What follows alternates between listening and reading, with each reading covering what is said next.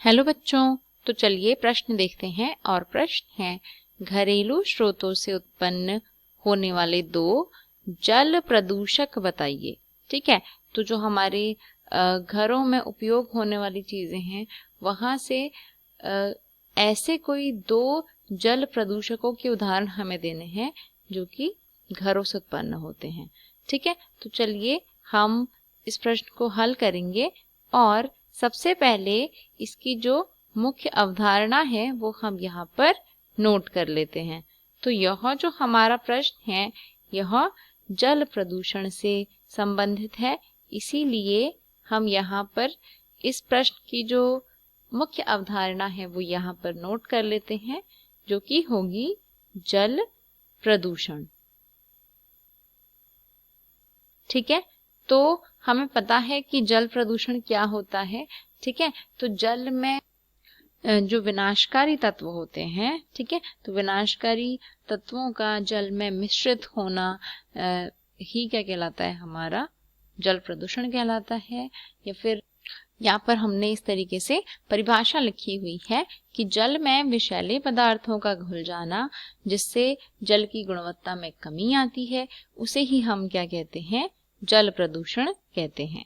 ठीक है, अब नेक्स्ट यहाँ पर हो जाएगा कि कुछ हम ऐसे उदाहरण लिखेंगे जिनसे क्या होता है, जल हमारा प्रदूषित होता है।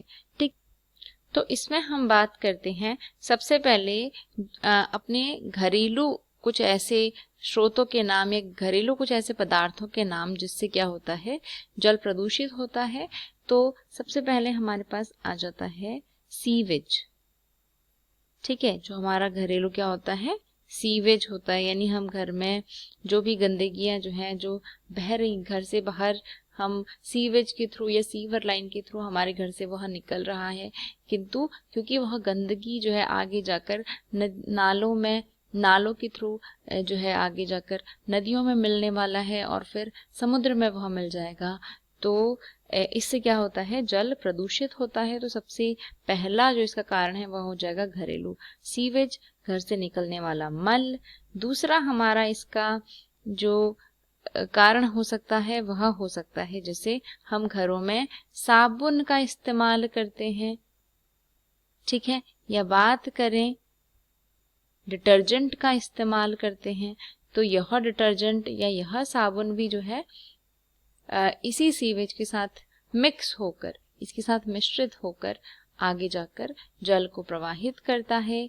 इसके अलावा अगर हम मुख्यतः बात करें तो जो हम घरों में तेल युक्त सामग्रियों का इस्तेमाल करते हैं, ठीक है, जैसे हम कोई भी तेलीय सामग्री का इस्तेमाल कर रहे हैं तो तेल से या फिर साबुन से जो है जल जो है काफी अधिक मात्रा में प्रदूषित होता है, क्योंकि इसमें जो है ऐसे पदार्थ मिले हुए हैं जो कि कभी भी सड़ गल के खत्म नहीं होंगे।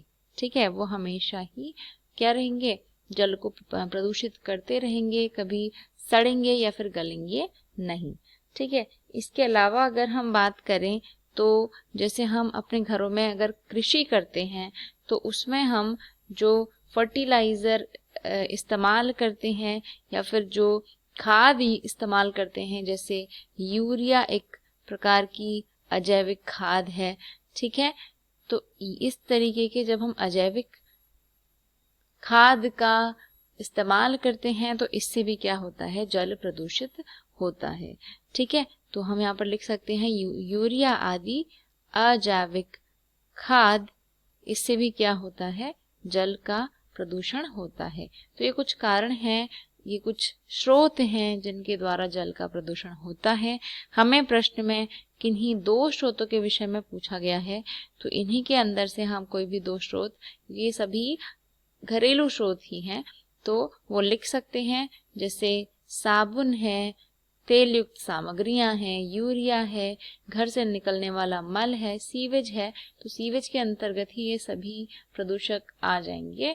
जैसे साबुन, तेल युक्त सामग्री, ये सभी जो है सीवेज के साथ ही प्रवाहित होकर जल में मिश्रित हो जाती हैं।